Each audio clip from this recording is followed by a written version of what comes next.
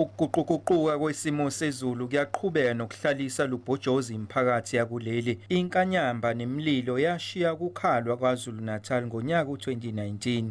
Uhulumeni uyaqhubeka nokulwa nalesihlava ngokuqwashisa imphakathi ngokusingatha ingqungquthela okuhloswe ngazo ukuthola isombululo kulezi zinselelo.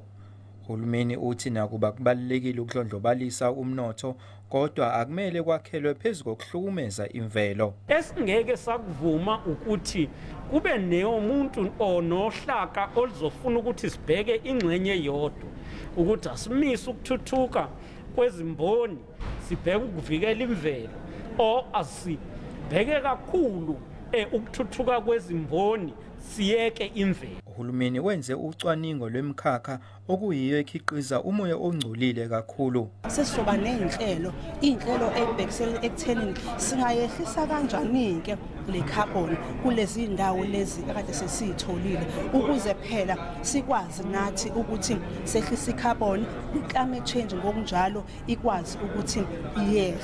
Abaholi bomdabu banxusa uhulumeni ukuba aqhubeke nemizamo ukuhlinzeka ngolwazi oluzosiza imphakathi ngesimo sezulu.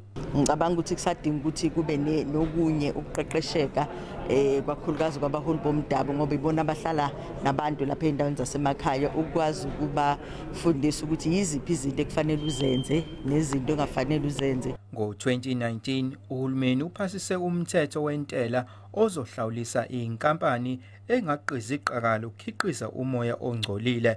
Ey'ndabeni ze-SABC nginguVusi Khumalo eThekwini, nangu umhlahlo wezulu.